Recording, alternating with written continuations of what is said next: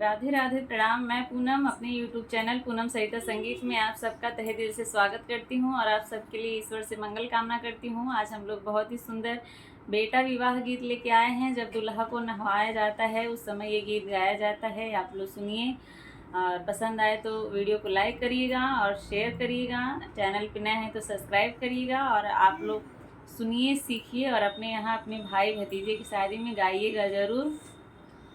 अंगना में बहे गंगा मैया, बहे गंगा मैया, सुंदर बर खेवेला नैया। अंगना में बहे गंगा मैया, बहे गंगा मैया, सुंदर बर खेवेला नैया। दुल्हा के माथे पे मऊरा सोहे, दूल्हे के माथे पे मऊरा सोहे।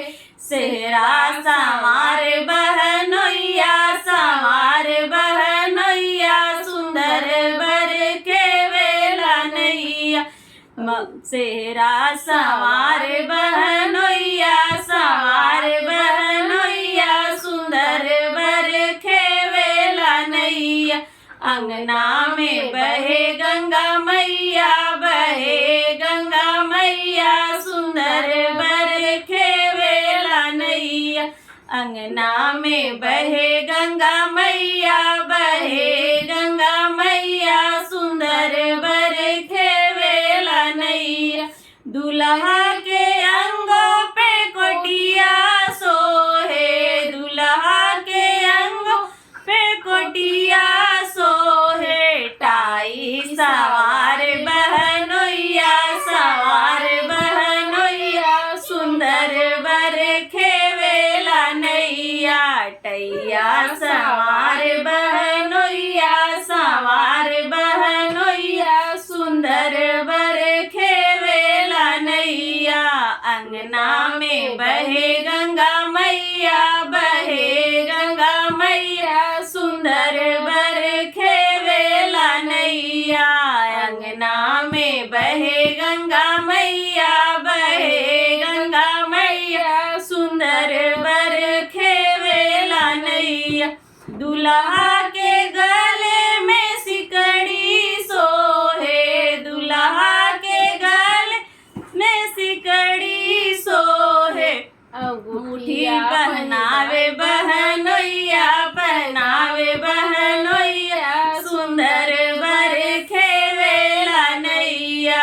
अंगूठी पहनावे बहनोइया, पहनावे बहनोइया, सुंदर बर खेवेला नैया। अंगना में बहे गंगा मैया, बहे गंगा मैया, सुंदर बर खेवेला नैया। अंगना में बहे गंगा मैया, बहे गंगा मैया, सुंदर बर खेवेला नैया। दुल्हा के पैरों में मोजा सोहे, दुल्हा के पैरों में मोजा सोहे। जुतवा पहनावे बहनोइया, पहनावे बहनोइया, सुंदर बर खोजेला नैया। जुतवा पहनावे बहनोइया, पहनावे बहनोइया, सुंदर बर खेवेला नैया। अंगना में बहे गंगा मैया, बहे गंगा मैया, सुंदर बर खेवेला नैया।